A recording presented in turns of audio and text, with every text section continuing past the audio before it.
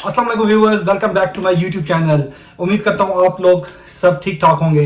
आज की वीडियो में मैं इंतहाई इंपॉर्टेंट टॉपिक डिस्कस करने जा रहा हूँ और इसका स्पेशली इंपॉर्टेंट या मकसद उन डॉक्टर्स के लिए और उन मेडिकल स्टूडेंट्स के लिए है जिन्होंने अमेरिका में रेजिडेंसी के लिए अप्लाई किया है, स्पेशली इंटरनल मेडिसिन रेजिडेंसी के लिए। तो इस वीडियो को मैं एक्चुअली दो पार्ट्स में डिवाइड करने जा रहा हूँ। तो आज की वीडियो में मेरा मोस्ट जो फोकस होगा वो होगा कि आप ज्यादा से ज्यादा इंटरव्यू कैसे ले सकते हैं, जबकि मेरी नेक्स्ट वीडियो में मैं आप लोगों को बताऊंगा कि how can you guys perform very well on interviews, like आप कितना जबरदस्त कैसे परफॉर्म कर सकते हैं।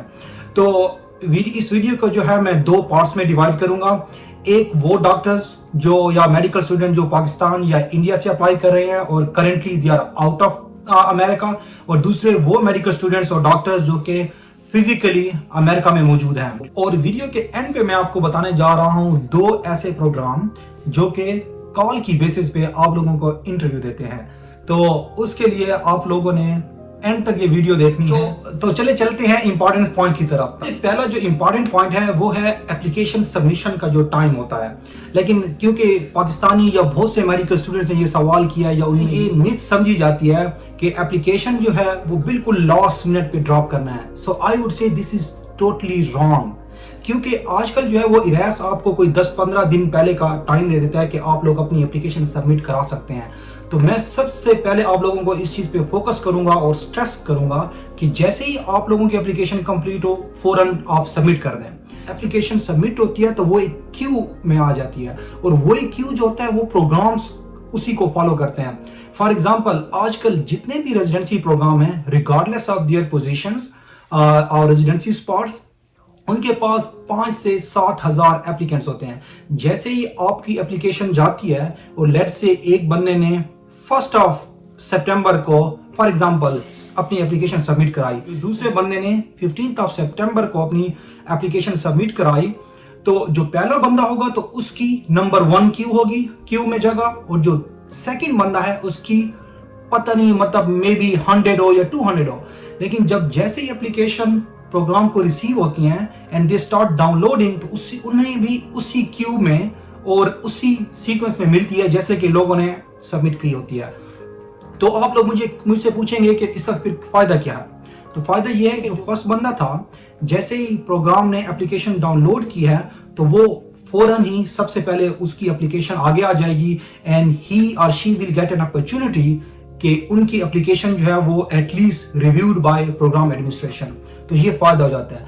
जो दूसरा बंदा होगा, हु केयर्स कि वो पता नहीं उसकी एप्लीकेशन रिव्यू होती है या नहीं होती, मतलब ये भी आप कह सकते हैं कि जैसे 7000 एप्लीकेशंस हैं, पहले बंदे की फर्स्ट नंबर पे है तो उसकी एप्लीकेशन रिव्यू हो गई है, दूसरे बंदे की 7000 पे है, तो प्रोग्राम ये वादा नहीं करता कि वो जाके 7000 पोजीशन वाली एप्लीकेशन को देखे और उसके बाद उसकी रिव्यू करे। तो यूजली जो प्रोग्राम के पास स्पॉट्स वेरी लिमिटेड होते हैं, लाइक 10 स्पॉट्स होंगे, 15 इंटरनल मेडिसिन के स्पॉट्स होंगे, मैक्सिमम 20 या 30 होंगे, और उसके लिए यूजली एक प्रोग्राम जो होता है वो 10 इंटरव्यूज करता है एक स्पॉट के लिए। तो जब जैसे ही एप्लीकेशन स्टार्ट होती है प्रोग्राम को मिलती है, फॉर एग्जांपल एक प्रोग्राम है उसके पास 10 स्पॉट है और उन्होंने कहना है कि हमने इंटरव्यू जो है वो 150 कैंडिडेट्स को करना है। तो जैसे ही वो लोग डाउनलोड करते हैं और वो पहली एप्लीकेशन रिव्यू करते हैं, दूसरी करते हैं, तीसरी करते हैं, तो जैसे ही उनको अपने क्राइटेरिया के मुताबिक कैंडिडेट्स मिलते हैं they start sending them interview, और जैसे ही उनका नंबर पूरा होता है, लाइक फॉर एग्जांपल 150, ठीक है, सो दे डोंट इवन बॉदर कि वो 200 वाली एप्लीकेशन को भी जाके रिव्यू करें।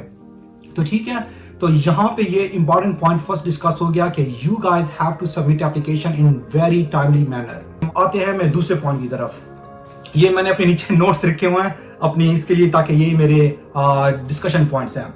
तो सेकंड जो है वो है कि अब एप्लीकेशन तो सबमिट हो चुकी, उसके बाद आप लोगों को क्या करना चाहिए to maximise number of interviews. उसके ये है कि जैसे ही एप्लीकेशन सबमिट हुई, प्रोग्राम्स डाउनलोड हुए, आप लोगों ने एक अपनी सारी लिस्ट रिव्यू करनी है और उस रिव्यू में को इंटरनेट पे एक्चुअली रिव्यू करें कि किसी प्रोग्राम ने अपने कोऑर्डिनेटर का ईमेल या प्रोग्राम डायरेक्टर का ईमेल दिया हुआ है, तो आपने उनको एक अच्छी सी वेरी प्रोफेशनल ईमेल करनी है। और आजकल जैसे भी हो चुकी है ये last week just application started, so this is the right time, आप उन्हें एक अच्छी सी प्रोफेशनल ईमेल कर दें। और एक बात याद रखें, अगर जैसे आप किसी प्रोग्राम की वेबसाइट पे जाते हैं और उस पे लिखा हुआ है कि डोंट ईमेल अस, ओके, सो इसका मतलब है कि आप लोगों ने नहीं करना, बिकॉज ये जो है ये आपकी एप्लीकेशन को हार्म करेगी। मतलब वो लोग जो होते हैं ये इस चीज को बड़ा सीरियस लेते हैं। और दूसरी बात, अगर किसी प्रोग्राम ने अपने प्रोग्राम डायरेक्टर की ईमेल नहीं शामिल की हुई, अपनी वेबसाइट पे नहीं दी हुई, या बाकी जो रिसोर्सेज हैं लाइक फ्रीडा या ACGME की वेबसाइट है उस पे अगर प्रोग्राम डायरेक्टर की ईमेल नहीं है, so don't try to email directly to programme director, ठीक है, क्योंकि उनके पास बहुत सी ईमेल्स आती हैं और ये भी आपके लिए हार्मफुल हो सकता है। तो ईमेल्स के बाद, और ईमेल आप जैसे कर देते हैं और प्रोफेशनली, ठीक है। अच्छा, तो अगर प्रोग्राम डायरेक्टर का ईमेल तो नहीं है तो आप उनको नहीं करें, तो आप लोगों को प्रोग्राम कोऑर्डिनेटर को ईमेल करनी चाहिए। और अगर उनका भी स्पेसिफिक ईमेल नहीं है तो वो जो जेनेरिक ईमेल्स होते हैं लाइक imresidency@thisprogram.com फिलाना फिलाना, तो आप लोग उस पर एक प्रोफेशनल ईमेल करें।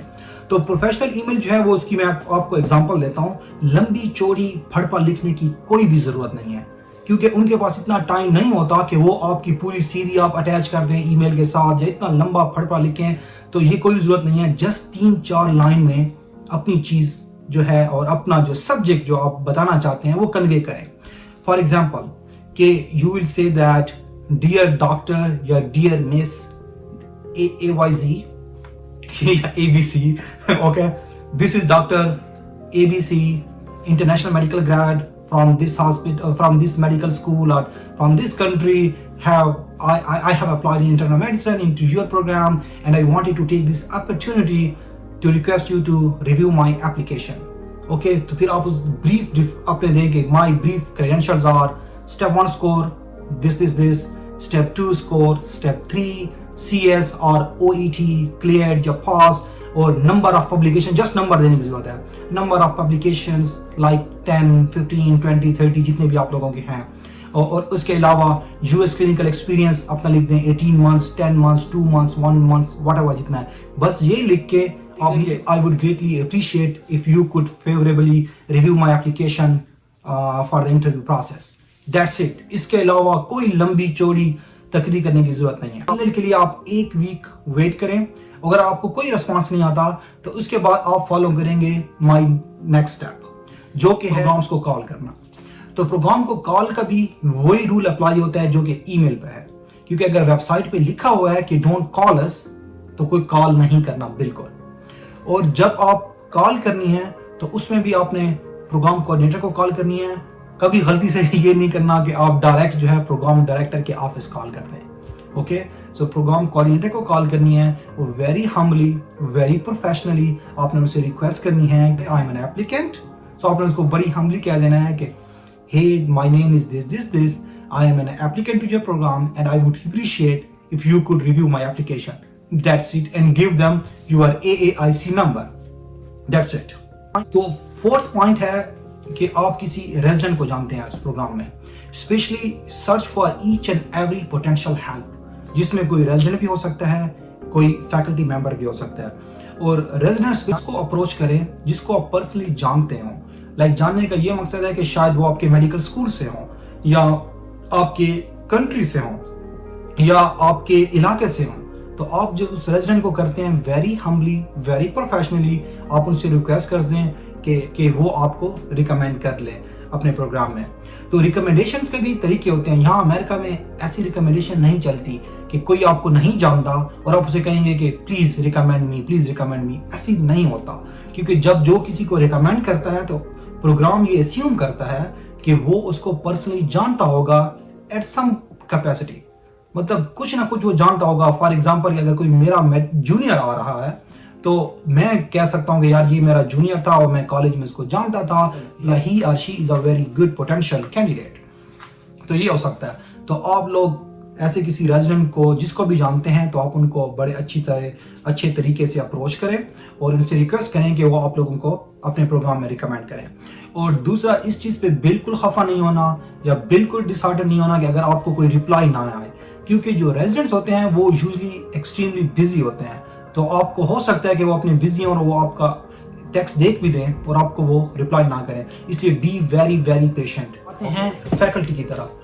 तो फैकल्टी के लिए ज़रूरी, फैकल्टी मेंबर के लिए ज़रूरी नहीं है कि वो आपको बहुत क्लोजली जानते हो, क्योंकि जब मैं अप्लाई कर रहा था तो I was looking for any of the faculty member कि जो मेरे मेडिकल स्कूल से हों या मेरे इलाके से हों। तो आप देख सकते हैं कि किस हॉस्पिटल में कौन काम कर रहे हैं। फॉर एग्जांपल कि आप कराची से हैं, ठीक है, और अगर आप देखते हैं कि कोई कराची के या आपके मेडिकल स्कूल के बंदे हैं और वो कहीं पे एक फैकल्टी पोजीशन में हैं, तो आप उनको very professionally and very humbly आप उन्हें अप्रोच करें और आप उनसे रिक्वेस्ट करें कि अगर वो आपके लिए इंटरव्यू प्रोसेस में मदद कर सकें। इसी तरह याद है कि जब मैं अप्लाई कर रहा था तो मैंने ऐसे ही अपने मेडिकल स्कूल के सीनियर को अप्रोच किया था जिसको मैं जानता तक नहीं था, खैर, और उन्होंने मेरी हेल्प की and he got me interview from that programme. तो ऐसे भी आप लोग इंटरव्यू निकलवा सकते हैं। और इसके बाद मैं आता हूँ नेक्स्ट स्टेप पे, जो कि है ऑब्जर्वरशिप। लाइक प्रोग्राम में आप लोग जो हैं एक पूरी लिस्ट निकालें, आप लोग लोगों से पूछें, अपने दोस्तों से पूछें कि कौन से प्रोग्राम्स हैं जिनमें रेजिडेंसी भी है and they do offer observership, क्योंकि ऑब्जर्वरशिप जो है वो एक वंडरफुल अपॉर्चुनिटी है। नेक्स्ट वीडियो में आप लोगों को बताऊंगा कि how to do observership and how to get it, ठीक है, लेकिन फिलहाल मैं सिर्फ ये बता रहा हूँ कि ऑब्जर्वरशिप जो है इट्स एक्सट्रीमली वंडरफुल अपॉर्चुनिटी। बहुत से प्रोग्राम जो होते हैं वो अपने सारे ऑब्जर्वर्स को इंटरव्यू देते हैं और उसके अलावा दे क्लोजली मॉनिटर देम। तो अगर आपको कहीं से ऑब्जर्वरशिप मिल जाती है और आप वहाँ पे अच्छा परफॉर्म कर लें तो बहुत ईजी हो जाता है सिलेक्शन के लिए। और इधर बहुत से लोगों को मैं जानता हूँ पर्सनली जिन्होंने ऑब्जर्वरशिप के थ्रू इंटरनल मेडिसिन की रेजिडेंसी ली थी। और दूसरी बात है कि आप लोग ये ना समझे कि अभी तो इंटरव्यू प्रोसेस है और मैच प्रोसेस है तो ऑब्जर्वरशिप का टाइम है या नहीं, अभी भी टाइम है, क्योंकि अगर आपको लेट्स से आपको ऑब्जर्वरशिप मिल जाती है नवंबर के मंथ में, दिसंबर के मंथ में, इवन जनवरी के मंथ में, तो स्टिल इट्स वर्थ इट। सो आप लोगों को अभी से ट्राई करनी चाहिए, स्पेशली वो प्रोग्राम टारगेट्स करने चाहिए जहां पे रेजिडेंसी है। ऐसे नहीं कि आप किसी क्लिनिक में जाकर कर लें या दूसरी जगह पे, नहीं, उन्हीं प्रोग्राम में करें जहां पे रेजिडेंसी है और वहां पे ट्राई करें ऑब्जर्वरशिप के लिए।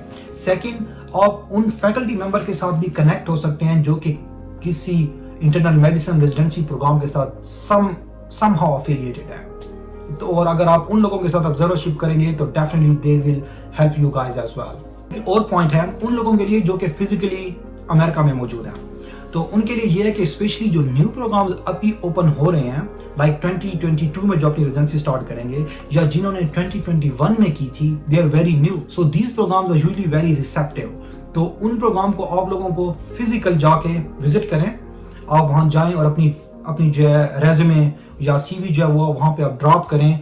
कोऑर्डिनेटर को इवन रिक्वेस्ट कि अगर प्रोग्राम डायरेक्टर अवेलेबल है तो आप उनसे जाके 2 महीने के लिए मिल सकते हैं और अपनी सीवी शेयर कर सकते हैं। तो ऐसे भी हुआ है और पर्सनली 2-3 लोगों को मैं जानता था जिन्होंने जस्ट अपनी सीवी ड्रॉप करने गए और उसी मौके पे दे गॉट लकी कि प्रोग्राम डायरेक्टर ने उनको बुला के उनके बारे में पूछ लिया, इंटरव्यू कर लिया और उन्हें उन लोगों को रेजिडेंसी भी मिल गई। तो लक जो है कभी भी आप लोगों का साथ दे सकते हैं, हमेशा ट्राई करते रहना चाहिए। तो नेक्स्ट पॉइंट है कि अगर आपने किसी ऐसे बंदे के साथ या ऐसे हॉस्पिटल में आपने रिसर्च की है जो कि बहुत रिनाउंड है, तो आप अपने रिसर्च मेंटर को रिक्वेस्ट कर सकते हैं कि वो डायरेक्ट ईमेल करें किसी स्पेसिफिक प्रोग्राम में, 2 या 3 प्रोग्राम में जहां आप लोग जाना चाहते हैं। तो ऐसे भी इंटरव्यूज आप लोगों को मिल सकते हैं, क्योंकि जब ऐसे बड़े हॉस्पिटल्स में कभी आपका रिसर्च मेंटर जब खुद किसी डायरेक्ट प्रोग्राम डायरेक्टर को ईमेल करता है तो उसकी बहुत ज़्यादा वेटेज होती है।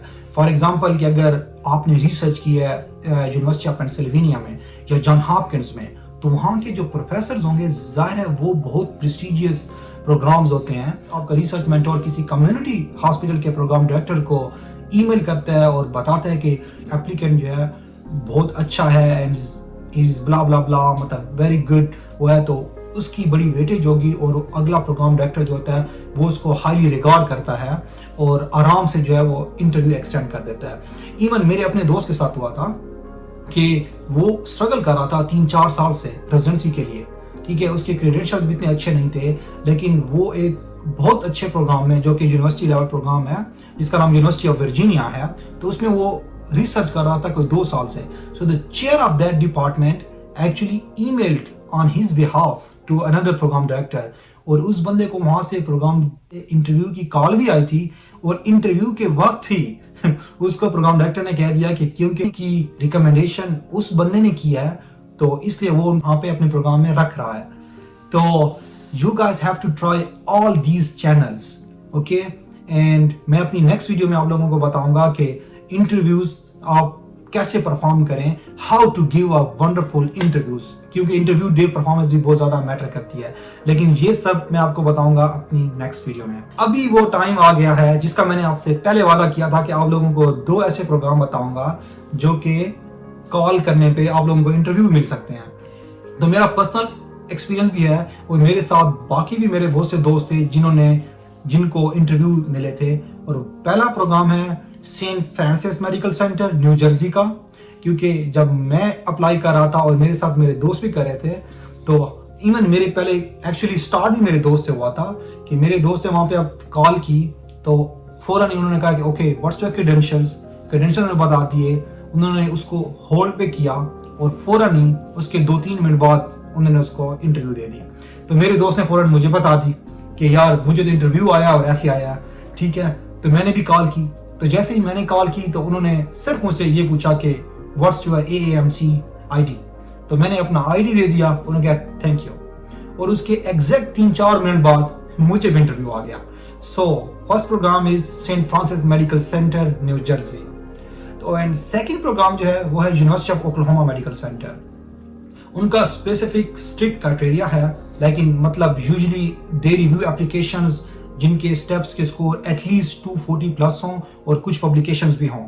तो यूनिवर्सिटी ऑफ ओक्लाहोमा में भी ऐसा है कि जब आप उनकी प्रोग्राम कोऑर्डिनेटर को कॉल करते हैं तो वो उसी वक्त आपको AAMC ID आपसे लेती हैं और वो उसी वक्त ही रिव्यू करती हैं। And she can even tell you on the phone कि अगर आपको इंटरव्यू मिलेगा या नहीं मिलेगा। So try your luck in this programme as well. Hopefully आज की वीडियो आप सबके लिए बहुत हेल्पफुल होगी। उनको मजीद किसी ऐसे पॉइंट एड्रेस कराना है जो आप चाहते हैं कि मैं उसको एड्रेस करूं, so please write down in the comment section and I will try to address that. Thank you so much and have a good day and good luck.